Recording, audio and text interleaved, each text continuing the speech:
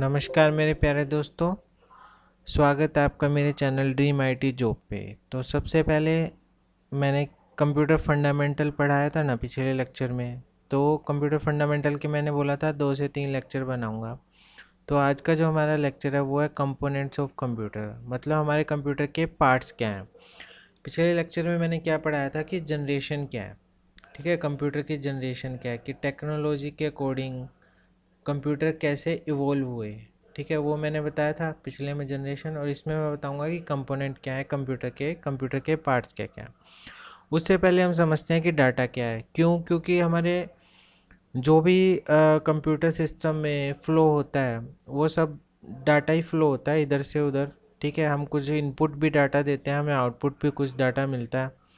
ठीक है, तो उसी को समझते हैं हम कि डाटा क्या होता है। तो डाटा क्या है हमारे पास, पहले भी बता चुका हूँ मैं कि जो भी रो फैक्ट्स या फिगर्स होंगे ना, उनको हम डाटा बोलते हैं। कैसे, जैसे मेरे पास नेम है, एज है। ठीक है, तो नेम यहाँ पे हुआ, मैंने लिखा राजू, एज लिखी गई 5 है। ठीक है, तो अभी इसको मैंने रिप्रेजेंट किया, तो मैंने यहाँ कुछ नंबर्स लिखे हैं या टेक्स्ट लिखा है। यहाँ भी टेक्स्ट लिखा है। ठीक है, तो ये डाटा हो गया कि रो फैक्ट्स। पर अगर मैं इसको मीनिंगफुल वे में रिप्रेजेंट करूँ, मैं क्या बोलूँ कि राजूज एज इज़ 5। ठीक है, तो उसकी इसको मैंने मीनिंगफुल वे में लिख दिया इसी बात को। ये डाटा था हमारे पास, तो इसको हम बोल देते हैं कि ये इंफॉर्मेशन है। ठीक है, तो डाटा और इन्फॉर्मेशन में इतना ही फ़र्क है कि अगर मैं डाटा को मीनिंगफुल वे में रिप्रेजेंट करूँ तो वो हमारी इन्फॉर्मेशन बन जाती है। ठीक है, डाटा ये हो गया। अब डाटा में क्या क्या आते हैं, English alphabet, capital A to Z, small A to Z, numericals आ जाएंगे या कोई सिंबल आ जाएंगे। ठीक है, तो ये हमारा डाटा हो गया। इसके बाद ऑडियो वीडियो वगैरह भी सब हमारे डाटा में ही कंसीडर किए जाते हैं। फिर टाइप ऑफ डाटा क्या है, हमारे पास 3 टाइप के हमारे पास डाटा होते हैं। सबसे पहले हम समझते हैं कि स्ट्रक्चर डाटा क्या होता है।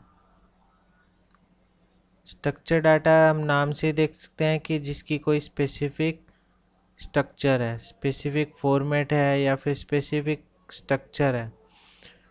जैसे कि आप लगाओ, स्टूडेंट की इंफॉर्मेशन स्टोर है। कोई स्टूडेंट है, उसकी इंफॉर्मेशन स्टोर है किसी टेबल में, तो इस टेबल का कुछ स्पेसिफिक फॉर्मेट होगा, नेम होगा, एज हो गया। यहाँ पे हम लिख सकते हैं क्लास। यहाँ पे हम लिख सकते हैं कि अटेंडेंस कितनी है उसकी। ठीक है, ये कुछ स्पेसिफिक फॉर्मेट हो गया जिसके अंदर हम डाटा को स्टोर कर रहे हैं। तो ये हमारा स्ट्रक्चर डाटा हो गया। ठीक है, इसके अलावा हम एटीएम की ट्रांजैक्शन देख सकते हैं, उसमें डेबिट डेबिट के लिए अलग से स्टोर होता है, क्रेडिट के लिए अलग से। ठीक है, वो भी एक, मतलब उसकी एक स्पेसिफिक स्ट्रक्चर हमारे पास डिफाइन है। अगर हम ऐप में भी खोल के देखते हैं तो वो हमारे पास स्ट्रक्चर डाटा हो गया। इसके अलावा हम देख सकते हैं रेलवे टिकट बुकिंग। ठीक है, रेलवे टिकट बुकिंग, उसमें भी एक चार्ट बनता है। ठीक है, लास्ट में अगर आपने कभी ट्रेन बुकिंग कराई हो तो उसमें कुछ चार्ट बनता है। ठीक है, वो भी हम एक टेबलर फॉर्म में होता है, तो उसको भी हम बोल सकते हैं कि एक स्ट्रक्चर डाटा है। फिर इसके बाद आता है हमारे पास unstructured data. Unstructured data, unstructure हमारे पास क्या होगा कि जैसे वीडियो, मैं वीडियो में कुछ भी बोल सकता हूँ, ऑडियो। ठीक है, अब मैंने एक रिपोर्ट कार्ड भेजा, सपोज़ करो अगर मैंने अटेंडेंस का एक रिपोर्ट कार्ड भेजा, उसके अंदर मैंने ग्राफ भी डाले हुए हैं, उसके अंदर मैंने स्टूडेंट की इन्फॉर्मेशन भी दी हुई है, अपने स्कूल की भी इन्फॉर्मेशन डाली हुई है, प्रिंसिपल के साइन भी आए हुए हैं। तो बिल्कुल कोई स्पेसिफिक फॉर्मेट नहीं है उसका कि हम बोल सकें कि वो एक स्पेसिफिक फॉर्मेट में रिप्रेजेंट है। तो हम उसको बोल देते हैं कि वो एक अनस्ट्रक्चर डाटा है। तो अनस्ट्रक्चर हमारे पास आज की दुनिया में अनस्ट्रक्चर डाटा ही बहुत ज़्यादा अवेलेबल है। क्यों? क्योंकि सोशल मीडिया हमारे पास, सोशल मीडिया, ठीक है, फेसबुक हो गया, यूट्यूब हो गया, इतनी सारी वीडियोस प्रेजेंट हैं। तो उनको हम स्ट्रक्चर कैसे मान सकते हैं कि मिलियंस ऑफ वीडियोस प्रेजेंट है, मिलियंस ऑफ ऑडियो प्रेजेंट है, उनमें क्या पता किसने क्या बोला हुआ है वीडियो में और किसने ऑडियो कैसे रिकॉर्ड की हुई है। तो हम उसको बोल देते हैं कि वो एक अनस्ट्रक्चर्ड डाटा है। ठीक है, अगर मैं इसी अनस्ट्रक्चर्ड डाटा को थोड़ा सा मीनिंगफुल वे में रिप्रेजेंट करने की कोशिश करूं तो उसको मैं बोल देता हूं कि सेमी स्ट्रक्चर्ड डाटा है। ठीक है, सेमी स्ट्रक्चर्ड डाटा क्या हुआ कि जैसे मैंने ट्विटर में मैं टैग लिखता हूँ या कहीं भी हैशटैग लिखता हूँ। ठीक है, हैशटैग से क्या होता है कि उसी से रिलेटेड जो हैशटैग ट्रेंडिंग में होगा उसी से रिलेटेड मुझे इन्फॉर्मेशन मिलेगी। तो काफ़ी हद तक वो मैंने इसको अनस्ट्रक्चर्ड डाटा था मेरे पास, मिलियंस और ट्वीट्स है, पर मैंने कुछ उसको थोड़ा सा स्ट्रक्चर वे में लिखने की कोशिश कर ली, तो ये मेरा सेमी स्ट्रक्चर डाटा हो गया। कि अब अब स्ट्रक्चर डाटा में मैं क्या है, इसके अकॉर्डिंग भी सॉर्ट कर सकता हूँ, इसके अकॉर्डिंग भी, इसके अकॉर्डिंग भी, इसके अकॉर्डिंग भी। पर सपोज़ करो सेमी स्ट्रक्चर क्या हुआ कि अगर मैं मंथ के अकॉर्डिंग स्टोर करना चाह रहा हूँ, मतलब मंथ के अकॉर्डिंग मैं देखना चाहता हूँ कि किसी स्टूडेंट का कितना डाटा है, तो मंथ के अकॉर्डिंग मेरे पास जैसे रोहन का आएगा कुछ, रोहन की क्लास कौन सी है, नेम कौन सा है, तो इस टाइप से मैंने थोड़ा सा मतलब स्ट्रक्चर डाटा को भी मैं सेमी स्ट्रक्चर में लिख सकता हूँ। ठीक है, तो ऐसा ज़रूरी नहीं है अनस्ट्रक्चर से हम सेमी स्ट्रक्चर बना सकते हैं, तो हम स्ट्रक्चर डाटा से भी सेमी स्ट्रक्चर डाटा बना सकते हैं। कि सिंपल हम इससे सॉर्टिंग करते हैं तो हमारी स्ट्रक्चर डाटा ही रहा, स्पेसिफिक फॉर्मेट है। पर अगर हम मंथ वाइज सॉर्ट करने की कोशिश करते हैं तो हमारे पास अनस्ट्रक्चर डाटा आ जाता है। ठीक है, ओ सॉरी, सेमी स्ट्रक्चर डाटा आ जाता है। तो याद रखना है जो भी टैगिंग है वो एक सेमी स्ट्रक्चर डाटा है। तो अनस्ट्रक्चर्ड डाटा के लिए हमारे पास बिग डाटा यूज़ हो रहा है, इसको मीनिंगफुल इसकी इंफॉर्मेशन निकालने के लिए, यूज़फुल के लिए, तो हमारे पास बिग डाटा यूज़ हो रहा है। ठीक है, फिर इसके बाद हम समझते हैं डाटा कैप्चरिंग क्या है। मतलब हमारे पास ये स्ट्रक्चर, अनस्ट्रक्चर, सेमी स्ट्रक्चर, ये डाटा कैसे आ रहा है। तो इसके फर्स्ट स्टेप जो होता है डाटा कैप्चरिंग, मतलब कि डाटा कहीं ना कहीं से कैप्चर किया जाता है। जैसे मान लो कि आप कहीं शॉपिंग मॉल गए तो वहाँ पे बार कोड से आपके जो भी मतलब जो भी आपने सामान लिया वो स्कैन किए जाएंगे, उसके अकॉर्डिंग जो एक टेबल बनेगी उसमें कुछ रेट आएंगे, उसके अकॉर्डिंग वो आपको एक बिल निकाल के देगा, है ना। तो डाटा कैप्चरिंग क्या हुआ कि डाटा को कैप्चर करना, उसके डिफरेंट डिफरेंट तरीके हो सकते हैं। ठीक है, बार कोड से कर सकते हैं, मोबाइल से भी हम कैप्चर कर रहे हैं, ठीक है, ऑडियो से कर रहे हैं। तो ये सब डाटा कैप्चरिंग के तरीके हो गए। स्टोरेज, फिर उसी डाटा को अगर हम कैप्चर कर रहे हैं तो उसको स्टोर भी कहीं ना कहीं करना पड़ेगा। तो जैसे हम हमारे फ़ोन में एसडी कार्ड में कुछ वीडियो स्टोर है, तो इसी टाइप से स्टोर करने के लिए हम कहाँ स्टोर करते हैं डाटा को, डाटा सर्वर्स में स्टोर करते हैं। सर्वर मैंने आपको बताया था कि जो सर्विसेज प्रोवाइड करे वो सर्वर हुआ, और जो डाटा की सर्विसेज प्रोवाइड करेगा वो डाटा सर्वर हुआ। ठीक है, डाटा को कैसे एक्सेस करना है, कैसे स्टोर करना है, तो ये हमारा डाटा सर्वर काम आते हैं। तो ठीक है, तो डिफरेंट कंपनी होती हैं अपने डाटा को स्टोर करने के लिए डाटा सर्वर यूज़ करते हैं। इसके बाद रिकवरी, ओ सॉरी, रिट्रीविंग। तो मतलब ये तो हो गया कि हम डाटा को कैप्चर किया, स्टोर किया, उसके बाद रिट्रीव करने के लिए हम क्या टेबल यूज़ कर सकते हैं। ठीक है, उस टेबल के अंदर मतलब जैसे सपोज़ करो मेरे पास ओरेकल एक सॉफ्टवेयर है, ओरेकल क्या करता है, डाटा को स्टोर भी करता है और रिट्रीव भी करता है। ठीक है, अगर स्टोर करेगा तो उसके अंदर मतलब क्या हुआ, उसके अंदर ओरेकल के अंदर सर्वर है। ठीक है, डाटा सर्वर है। और रिट्रीव करने के लिए हम क्या यूज़ करते हैं, एसक्यूएल लैंग्वेज यूज़ करते हैं, जिसको स्ट्रक्चर क्यूरी लैंग्वेज बोलते हैं। तो एसक्यूएल यूज़ करते हैं, तो ये हमारी रिट्रीविंग होगी। तो इस टाइप से अलग अलग तरीके हो सकते हैं डाटा रिट्रीव करने के। तो फिर अगला आता है हमारे पास डाटा डिलीशन और रिकवरी। तो डाटा डिलीशन क्या हुआ कि अगर हमें सपोज़ करो हमारे पास बाय चांस कोई डाटा डिलीट हो गया, तो कुछ टूल्स आते हैं जिनसे हम रिकवर कर सकते हैं। मतलब कि ये भी हमें देखना होता है कि हम अपनी यूज़फुल डाटा अगर हम डिलीट कर देते हैं तो हम रिकवर कैसे कर सकते हैं। या फिर अगर सपोज़ करो आपका मेमोरी कार्ड ख़राब हो गया और आपने उसको ऐसे ही फेंक दिया, तो अगर किसी गलत बंदे के हाथ में लग गया तो वो, अगर आपने कुछ डिलीट पहले भी फाइल की हुई है तो वो उसको रिट्रीव कर सकता है। तो ये सब हमें ध्यान में चीज़ें रखनी होती हैं, इसीलिए किसी को आईडी पासवर्ड ये सब मत दिया करो। ठीक है, फिर इसके बाद चलिए आज के मेन पॉइंट पे आते हैं। हम समझते हैं कि कंप्यूटर क्या है और कंप्यूटर सिस्टम क्या है। तो कंप्यूटर क्या है? It is an electronic device. ठीक है, क्यों इलेक्ट्रॉनिक? क्योंकि इलेक्ट्रिसिटी से चल रहा है तो इलेक्ट्रॉनिक डिवाइस हो गया। ठीक है, फिर इसके बाद दैट प्रोसेसेस द इनपुट, मतलब मेरे पास इनपुट है। इनपुट क्या, मैं क्या कह रहा हूँ कि 5 को डिस्प्ले करो स्क्रीन पे, फिर इसकी प्रोसेसिंग हुई। ठीक है, फिर मुझे आउटपुट मिला। तो कंप्यूटर क्या हुआ? It is an electronic device that processes the input according to the set of instruction provided to it. मतलब कि जैसे मैंने बोला कि डिस्प्ले 5 करो, ये मैंने इनपुट दी, प्रोसेस हुई, हमें डिजायर्ड आउटपुट मिला बहुत very fast rate, nano second में। तो इसी को हम कंप्यूटर बोल देते हैं। और कंप्यूटर के साथ हार्डवेयर सॉफ्टवेयर बहुत कुछ यूज होता है, तो उसको हम कंप्यूटर सिस्टम बोल लेते हैं। ठीक है, फिर हम समझते हैं फंक्शनल कंपोनेंट हैं कौन कौन से कंप्यूटर के। तो अभी मैंने बोला कि आपको इनपुट, तो इनपुट के लिए इनपुट यूनिट, आउटपुट के लिए आउटपुट यूनिट, और प्रोसेसिंग के लिए हमारा क्या यूज़ हो रहा है? सीपीयू। सीपीयू को हम क्या बोलते हैं? Central processing unit. ठीक है, फिर सेंट्रल प्रोसेसिंग यूनिट के अलग अलग पार्ट हैं। एएलयू अरिथमेटिकल लॉजिक यूनिट बोलते हैं, सीयू कंट्रोल यूनिट बोलते हैं, और रजिस्टर्स। ठीक है, ये मेमोरी डिवाइसेस की तरह होता है। और स्टोरेज करने के लिए, मतलब प्रोसेस के लिए हमें हमें इनपुट डाटा दिया, उसको उसको स्टोर करने के लिए हमें कुछ मेमोरी की यूज़ होगी, तो मेमोरी डिवाइसेस लगेंगे, या फिर हम बोल सकते हैं कि मेमोरी यूज़ होगी। तो ये डायग्राम भी सेम है। इनपुट यूनिट के लिए हम इनपुट डिवाइस यूज़ करेंगे, और आउटपुट यूनिट के लिए आउटपुट डिवाइस यूज़ करेंगे।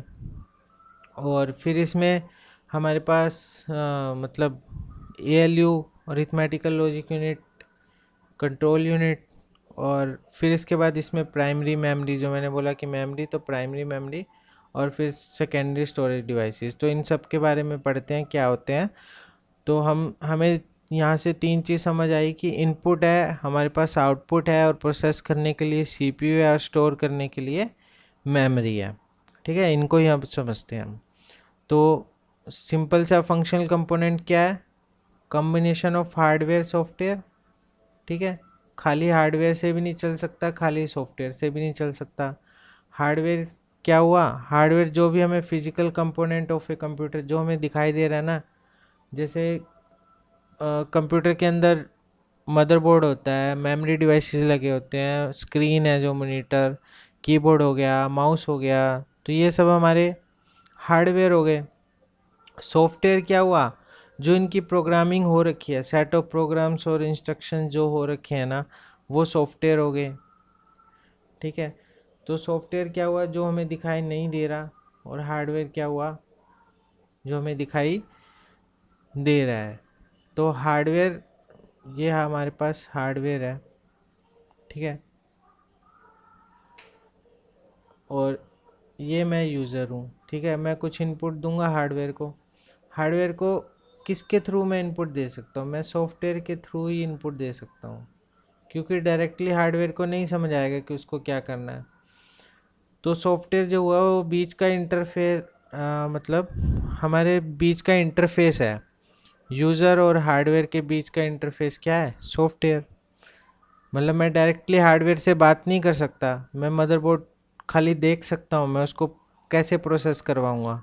तो उससे प्रोसेस करवाने के लिए मैं सॉफ्टवेयर यूज़ करता हूँ। सिंपल सी बात है। मतलब जो हार्डवेयर है वो मेरी लैंग्वेज नहीं समझ सकता, उसको मेरी लैंग्वेज समझाने के लिए मैं सॉफ्टवेयर का यूज़ करता हूँ, अगर मैं सिंपल भाषा में बोलूँ। तो कोई भी हमारा कंप्यूटर, जो भी हम टास्क देते हैं कंप्यूटर को, वो आईपीओ साइकिल फॉलो करता है। आईपीओ साइकिल मतलब इनपुट दी, प्रोसेस हुई, और हमें डिजायर्ड आउटपुट मिला। ठीक है, फिर इनपुट यूनिट क्या करेगी? वो इनपुट लेगी, सीपीयू क्या करेगा? उसको प्रोसेस करेगा। आउटपुट यूनिट क्या करेगी? आउटपुट को प्रोड्यूस करेगी। और मेमोरी यूनिट क्या करेगी? होल्ड करेगी डाटा को, इंस्ट्रक्शन को प्रोसेसिंग के ड्यूरेशन में। ठीक है, इतनी चीज़ समझ आ गई। अब हम समझते हैं कि इनपुट यूनिट क्या है और आउटपुट यूनिट क्या है, सीपीयू क्या है, सीपीयू के पार्ट कौन कौन से हैं, और मेमोरी क्या है। सबसे पहले इनपुट यूनिट। इनपुट यूनिट क्या है? इनपुट डिवाइसेस से मिलके इनपुट यूनिट बनती है। मतलब जो भी कंप्यूटर से इनपुट डिवाइसेस कनेक्टेड है ना, उनको हम इनपुट यूनिट बोल देते हैं। तो ये क्या करेंगे, जैसे मैंने क्या बोला था कि कंप्यूटर क्या समझता है, कंप्यूटर सिर्फ 0 1 में बात करता है ना, उसको ना मेरी इंग्लिश लैंग्वेज आती, ना उसको हिंदी लैंग्वेज आती, ना कुछ भी लैंग्वेज आती, वो सिर्फ 0 1 को समझता है। तो क्या करेंगे, these devices take the input. Suppose करो मेरे पास कीबोर्ड है, ठीक है, ये कीबोर्ड है, इस पर मैंने प्रेस 5 किया, ठीक है, तो प्रेस 5 किया, मुझे तो पता है कि मैंने प्रेस 5 किया, कंप्यूटर को कैसे पता चलेगा। तो वो क्या करेंगे, these devices take the input, तो इनपुट लेंगे। अब ये कीबोर्ड ने इनपुट लिया, फिर उसको बाइनरी लैंग्वेज में 5 को, जैसे 5 को ऐसे रिप्रेजेंट कर दिया उसने कि ये 5 रिप्रेजेंट किया बाइनरी नंबर में। फिर कंप्यूटर को समझ आ गया कि ओहो, मतलब ये बोल रहा है कि 5 डिस्प्ले करना है ना। तो एग्जाम्पल क्या है इनपुट डिवाइसेस के, keyboard, mouse, joystick, scanner. Joystick game खेलने के लिए हम इनपुट देते हैं ना कि राइट जाओ या लेफ़्ट जाओ, तो ये भी इनपुट डिवाइस में आ गया। स्कैनर हो गया कि हम उसको बोल रहे हैं कि ये मेरा ये डॉक्यूमेंट स्कैन करो, मतलब हम कंप्यूटर को कोई भी ऑर्डर दे रहे हैं, ये करो, तो वो सब हमारी इनपुट यूनिट हो गई। सेंट्रल प्रोसेसिंग यूनिट क्या हो गई कि ये जैसे हमारा एक आदमी का ब्रेन होता है जिससे सारे फंक्शन हो रहे हैं, इसी टाइप से कंप्यूटर का भी ब्रेन होता है, जिसको हम क्या बोल देते हैं, सीपीयू बोल देते हैं। तो ब्रेन क्यों बोलते हैं, क्योंकि ये कंट्रोल सेंटर है कंप्यूटर का। तो सीपीयू जो है वो स्मॉल स्मॉल, मतलब इंटीग्रेटेड चिप्स होती हैं, उनसे मिलके बना होता है, जिसको हम मतलब माइक्रो प्रोसेसर भी बोलते हैं, ठीक है। तो ये क्या करेगा, ये मेमोरी से इंस्ट्रक्शन को फैच करेगा और इसको पता लग जाएगा कि क्या करना है, ठीक है, उसके अकॉर्डिंग फिर स्टेप लेगा। तो आइए समझते हैं कैसे होता है कंपोनेंट्स ऑफ सीपीयू। तो कंपोनेंट सबसे पहला है एएलयू। देखो इसमें देखो, एएलयू मैंने बताया था ना, एएलयू यूज हो रहा है, रजिस्टर्स यूज हो रहे हैं, कंट्रोल यूनिट यूज हो रहा है, और मेमोरी यूज हो रही है जिसको हम प्राइमरी मेमोरी बोलते हैं, ठीक है। तो सबसे पहले अरिथमेटिकल एंड लॉजिक यूनिट। अब मान लो कि आपको कैलकुलेशन करने हैं या कोई लॉजिकल डिसीजंस लेने हैं, ठीक है, या मतलब एडिशन, सब्ट्रैक्शन, मल्टीप्लिकेशन, डिवीजन वगैरह परफॉर्म करने हैं, या फिर लॉजिकल डिसीजन, मतलब कि जैसे मैंने बोला if A equal to 5 and B equal to 4, मतलब ये लॉजिकल डिसीजन हुआ। एंड मतलब ये चीज़ भी होनी चाहिए और ये चीज़ भी होनी चाहिए, तभी कुछ एग्जीक्यूट होगा। तो इन सब के लिए जो भी परफॉर्म होता है वो परफॉर्म करेगा एएलयू हमारा, ठीक है, अरिथमेटिकल एंड लॉजिक यूनिट। तो logical decision involve comparison of two data item to see which one is larger और स्मॉलर और इक्वल। जैसे मैं ये बोल दूं कि if A equal to greater than 4, ठीक है, मतलब ए जो है वो 4 से बड़ा होना चाहिए तभी ये प्रोसेस होगी। तो ये कंपेयर कौन करेगा, एएलयू करेगा, ठीक है। तो कोई भी कैलकुलेशन से रिलेटेड है या लॉजिकल डिसीजन लेने हैं वो कौन लेगा, एएलयू लेगा, अरिथमेटिकल एंड लॉजिक यूनिट। फिर हमारी कंट्रोल यूनिट आती है। तो कंट्रोल यूनिट क्या है, बेसिकली कोऑर्डिनेट करने के काम आती है, ठीक है।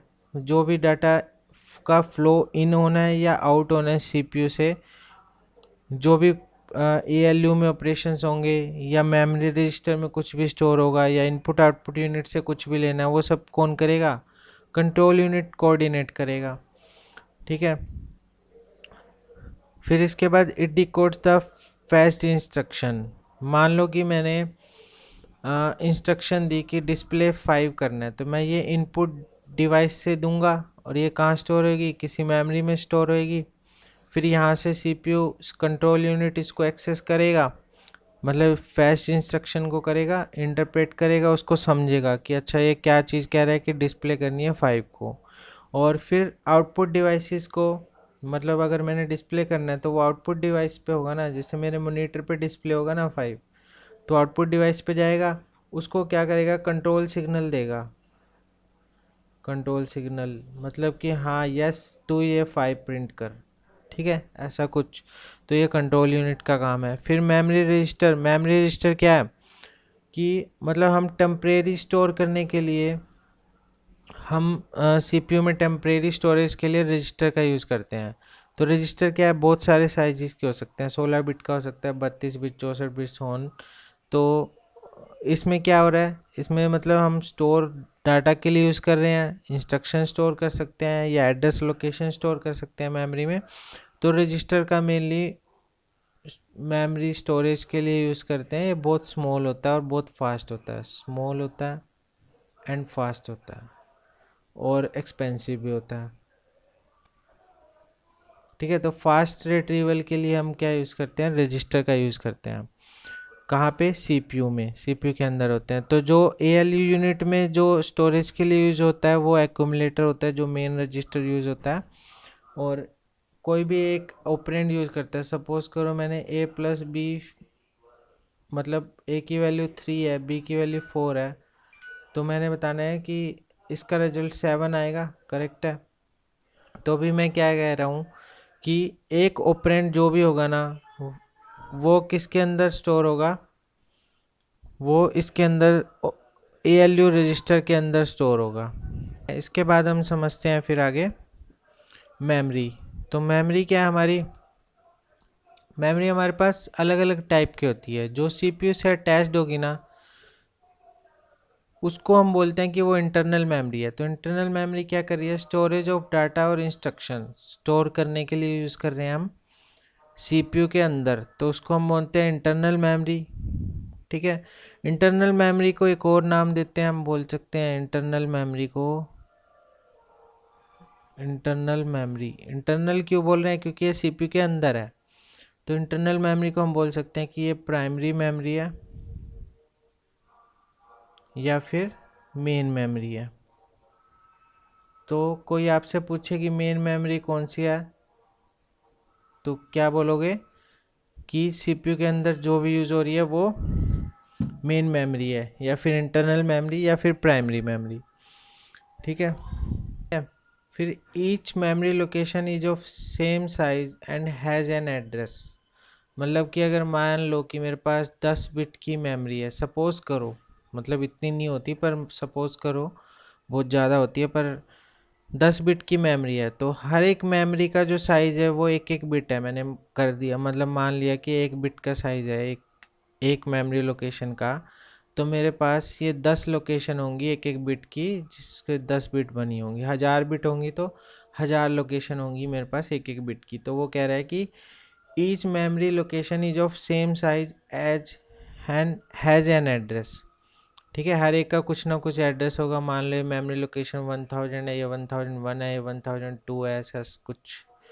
ठीक है, फिर हमारे पास आ गया when the task is performed the control unit makes the space available for storing the instruction. मतलब जैसे कोई टास्क दी, ख़त्म हुई, उसके बाद कंट्रोल यूनिट ने क्या किया, कंट्रोल यूनिट क्या बताया था मैंने, कोऑर्डिनेट करता है ना, तो ये क्या करेगा, डिलीट कर देगा जो भी मतलब स्पेस अगली इंस्ट्रक्शन के लिए स्पेस बना देगा, पिछली मेमोरी को क्लियर कर देगा।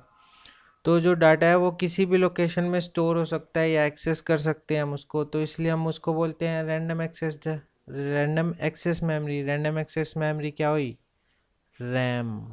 ठीक है, आपने कोई भी कंप्यूटर लेते हैं या हम कोई भी मतलब फ़ोन लेते हैं, तो हम क्या पूछते हैं कि इसकी रैम कितनी है। रैम कितनी है मतलब कि रैम की क्या होती है, रैंडम एक्सेस मेमोरी। मतलब कि CPU क्या है, वो इसी लोकेशन में, इसी मतलब रैम में स्टोर करता है। प्राइमरी मेमोरी भी बोल सकते हैं या मेन मेमोरी बोलते हैं, इसी मतलब रैम में स्टोर करता है ना। तो बहुत जल्दी फास्ट प्रोसेसिंग होती है, इसलिए इसको मतलब और हम कहीं से भी एक्सेस कर सकते हैं, इसीलिए हम इसको रैंडम एक्सेस मेमोरी बोलते हैं। ये वोलेटाइल इन नेचर होता है। वोलेटाइल का क्या मीनिंग हुआ, वोलेटाइल हुआ कि जैसे हमारा कंप्यूटर बंद हुआ ना, तो सब कुछ उड़ गया, मतलब कुछ नहीं उसमें बचता, सब कुछ उड़ जाता है। फिर हमारे पास आती है सेकेंडरी मेमोरी। सेकेंडरी मेमोरी क्या है, अगर हमें परमानेंट डाटा स्टोर करना है, तो रैम में तो क्या है, थोड़ी देर डाटा स्टोर हुआ, जैसे हमारा PC बंद हुआ, लाइट गई और सब कुछ उड़ गया, तो वोलेटाइल है। सेकेंडरी मेमोरी हमारी क्या है, नॉन वोलेटाइल होती है, जितना मर्जी परमानेंट डाटा स्टोर करके रखो। जैसे हार्ड डिस्क है, हम डाटा स्टोर करके रख लेते हैं, मूवीज़ रख ली, हमने कुछ भी रख लिया स्टोर करके कि फ्यूचर में यूज़ करते रहेंगे उसका। तो परमानेंट स्टोर करने के लिए हमारे पास सेकेंडरी मेमोरी है। तो सेकेंडरी मेमोरी में हमारे पास क्या है एग्जांपल, जैसे हार्ड डिस्क हो गई, फिर कॉम्पैक्ट डिस्क हो गई जैसे सीडीज आती थी हमारे पास, फिर पेन ड्राइव्स हो गए, एसएसडी हो गई जो आजकल की बहुत फास्ट हमारे पास ड्राइव है, ठीक है, वो परमानेंट स्टोर करने के लिए। तो ये हमारे पास सेकेंडरी मेमोरी के एग्जांपल हो गए। चलो आइए हम समझते हैं कि मेमोरी हियरार्की क्या होती है। तो मेमोरी हियरार्की क्या है, मतलब कि यहाँ से हम जाएंगे ना यहाँ पे, तो ये फास्टर होता है, फास्टर मतलब एक्सेस फास्टर होता है, स्टोरेज भी फास्टर होती है, ठीक है। रजिस्टर जो हैं वो भी हमारे वोलेटाइल होते हैं, वोलेटाइल, ये भी वोलेटाइल और ये भी वोलेटाइल, ठीक है, तीनों हमारे वोलेटाइल होते हैं। तो रजिस्टर सबसे फास्ट, उसके बाद कैश मेमोरी। कैश मेमोरी क्या हुई कि सपोज करो सीपीयू, सीपीयू क्या है, कोई भी अगर हमें इनपुट डिवाइस से हम इनपुट दे रहे हैं तो वो हमारा सीपीयू में प्रोसेस होने से पहले कहाँ पे स्टोर होगा, वो हमारा स्टोर होगा प्राइमरी मेमोरी में, ठीक है, प्राइमरी मेमोरी में स्टोर होगा, ठीक है। प्राइमरी मेमोरी से पहले भी अगर मेरे को और फ्रीक्वेंट डाटा चाहिए, मतलब कि मैं कहूँ कि बार बार कोई चीज़ मैं यूज़ कर रहा हूँ, अभी अभी मैंने कौन सा चीज़ यूज़ की, तो उसके लिए मैं जो मेमोरी यूज़ करता हूँ वो कैश मेमोरी यूज़ करता हूँ, ठीक है। अगर कैश मेमोरी में कुछ नहीं मिलता है तो सीपीयू कहाँ जाएगा, सबसे पहले कैश मेमोरी से पूछेगा भाई तेरे पास डाटा है, कैश मेमोरी बोलेगी नहीं है मेरे पास, तब वो प्राइमरी मेमोरी पे जाएगा। तो कैश मेमोरी बहुत फास्ट होती है पर रजिस्टर से फास्ट नहीं होती, रजिस्टर सबसे फास्ट, फिर कैश मेमोरी, फिर हमारी प्राइमरी मेमोरी आती है, रैम होगी, फिर रैम के बाद सेकेंडरी मेमोरी आती है। तो अब सीपीयू को अगर सेकेंडरी मेमोरी से कुछ लेना ना, सेकेंडरी मेमोरी से अगर कुछ डाटा लेना है तो वो सबसे पहले कैश से पूछेगा भाई तेरे पास है, वो कहेगा हाँ है, तो डायरेक्ट एक्सेस कर लेगा। अगर इसके पास नहीं होगा फिर पूछेगा कि प्राइमरी मेमोरी से भाई तेरे पास है, तो फिर देखेगा कि अगर है तो ठीक है, नहीं तो फिर वो फिर सेकेंडरी मेमोरी पे जाएगा कि भाई तू दे दे, इनके पास तो है नहीं, ठीक है। फिर इसके बाद मतलब कि हमारे रैम में क्या हुआ कि जो भी हम काम कर रहे हैं या कुछ भी है, फ्रीक्वेंट डाटा हमारा प्राइमरी मेमोरी में स्टोर होता है और मोस्ट फ्रीक्वेंटली डाटा हमारे पास कैश मेमोरी में स्टोर होता है। रजिस्टर किस लिए यूज़ किए थे हमने, एएलयू में ऑपरेशन परफॉर्म करने के लिए, या फिर हम सीपीयू में ऑपरेशन परफॉर्म करने के लिए रजिस्टर्स का यूज़ करते हैं। फिर हमारी एक और मेमोरी होती है जो हमारी रोम होती है। रोम हम बोलते हैं कि ये एक रीड ओनली मेमोरी है। रीड ओनली मतलब क्या हुआ, रीड ओनली का कि ये नॉन वोलाटाइल है, नॉन वोलाटाइल है। नॉन वोलाटाइल मतलब कि अगर हम जैसे सेकेंडरी मेमोरी में हम परमानेंटली स्टोर कर सकते हैं ना, वैसे ही हम क्या रोम में भी परमानेंटली स्टोर कर सकते हैं, पर ये बहुत स्मॉल होती है, ठीक है। तो स्मॉल होती है तो इसमें हम क्या कर सकते हैं, सिर्फ कोई जैसे हमारे ऑपरेटिंग सिस्टम को लोड होने के लिए बूट लोडर चाहिए होता है, तो हम क्या करते हैं इस रोम में हम बूट लोडर स्टोर कर देते हैं जो ईजिली से हमारे ऑपरेटिंग सिस्टम को रैम में ले आता है, ठीक है। तो हमारे पास रोम क्या है, रोम हमारे पास डिफरेंट डिफरेंट टाइप की होती है। मास्क रोम है एक हमारे पास, रीड ओनली मेमोरी। फिर प्रोग्रामेबल, मास्क की हमारी सबसे चीप रोम थी जो हमारी इनिशियली बनी थी। फिर उसके बाद प्रोग्रामेबल, प्रोग्रामेबल का मीनिंग क्या हुआ कि इसमें हमने तो पहले क्या किया, रोम में क्या है कि एक फिक्स डाटा हमारे पास आता है कि इतना ही कर सकते हैं, मतलब एक सिर्फ हम उसको रीड कर सकते हैं, हम उस पर कुछ राइट नहीं कर सकते, हमारे पास पहले से कुछ डाटा आएगा। प्रोग्रामेबल में मतलब कि हम प्रोग्राम एक बार प्रोग्राम कर सकते हैं, ठीक है। फिर हमारे पास आई ईपी, ईपी मतलब इरेजेबल प्रोग्रामेबल रोम, ठीक है। इरेजेबल का मतलब कि अगर मैंने कुछ प्रोग्राम किया, ठीक है, अभी मुझे को उसकी ज़रूरत नहीं है, तो मैंने क्या किया, कुछ और प्रोग्राम करना है तो मैं उसको इरेज कर सकता हूँ अगर मैं 10 मिनट तक अल्ट्रा वायलेट रेज में रखूँगा तो वो इरेज हो जाएगी। ठीक है, तो ईपी रोम यूज़ होती है। उसके बाद हमारी डबल ई मतलब इलेक्ट्रिकली इरेजेबल प्रोग्रामेबल रोम। ठीक है, तो इसमें क्या है कि इलेक्ट्रिकली हम डिलीट कर सकते हैं। तो ये आजकल के हमारे जो कंप्यूटर सिस्टम है या फिर लगा लो कि मोबाइल फ़ोन्स हो गए, तो उसमें एक टाइप की ई पी पी रोम ही यूज़ हो रही है। ठीक है, फ्लैश मेमोरी में ये भी आजकल के हमारे जो हार्ड डिस्क फास्ट एक्सेस के लिए जो हमारे पास एस एस डी थे, और जो हमारे पास पेन ड्राइव्स हैं, इनमें हमारी फ्लैश रोम यूज़ होती है, जिसको हम इजीली डिलीट भी कर सकते हैं। ये एक टाइप की डबल ई पी रोम ही होती है। ठीक है, फिर इसके बाद आउटपुट यूनिट। अब हमने सब कुछ समझ लिया है, देखें हम तो हमने इनपुट यूनिट समझ लिया, इनपुट डिवाइस समझ लिए कौन कौन से हैं, कीबोर्ड हो गए, जॉयस्टिक हो गए।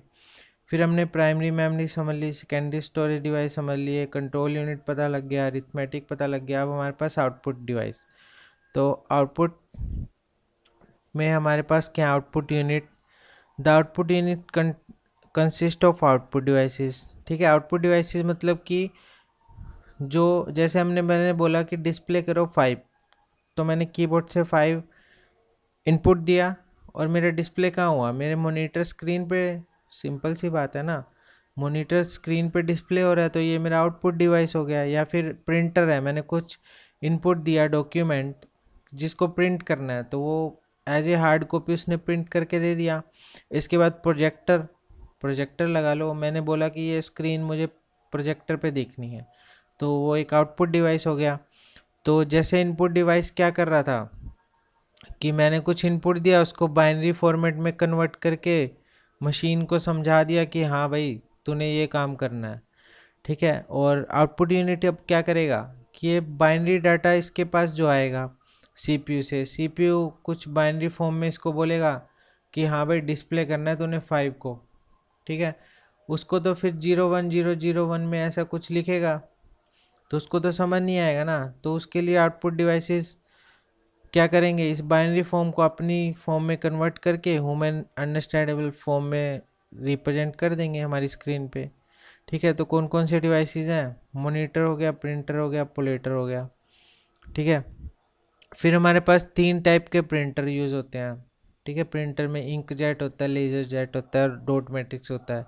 इनको हम गूगल करके देख सकते हैं कि ये 3 टाइप के प्रिंटर हमारे पास अलग अलग कौन।